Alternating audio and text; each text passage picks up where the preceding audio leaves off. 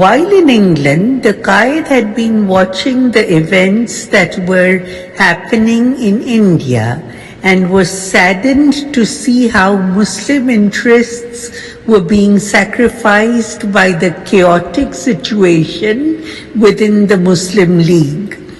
The Muslim League was in the hands of rich landlords or some middle-class intellectuals with limited horizons, while the All India Congress was emerging as the leading party for Indian independence.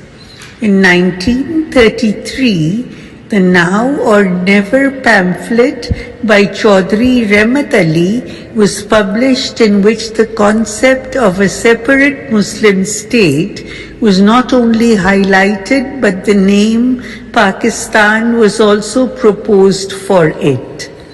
This motivated the young intellectuals of Aligarh and other universities to accelerate the growth of Muslim political consciousness throughout India. Jinnah realized that organizing the Muslims of India into one powerful and dynamic organization was badly needed, and that he would face enormous difficulties in that task. On March 4, 1934, in a combined meeting of various factions of the Muslim League Delhi, the formation of one Muslim League was decided, and Jinnah was elected as president of that Muslim League.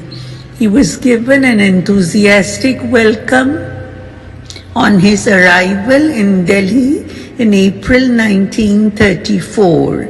He called a meeting of the All India Muslim League Council in Delhi in October 1934, and decisions were taken to prepare grounds for the radical transformation of the Muslim League into a mass party representative of all sections of the Muslim community. After 2 trips to England in that year, Jinnah finally returned for good in December 1934. This was the start of a new era in India's struggle for independence. The All India Congress was not willing to acknowledge the Muslim cause and insisted on portraying only 2 parties in this regard, the Congress and the British. Jinnah emphasized the fact that the Congress could not win the battle of freedom until it gained the support of all the communities, and assurance was not given to the minorities about their rights and protection of interest in an independent India.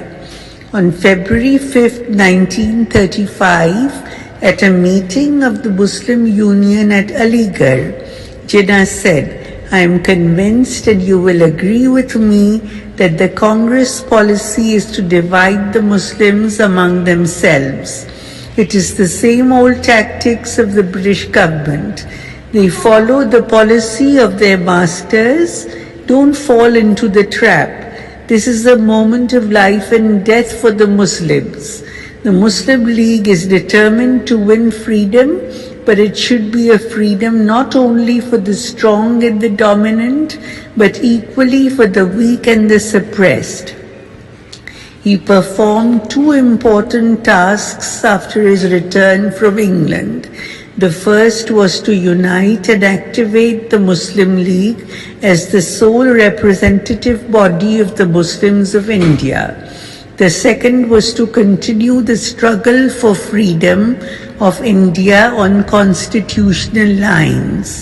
The reorganization of the Muslim League was a difficult task, and he was faced with enormous difficulties, including opposition from petty politicians with local interests.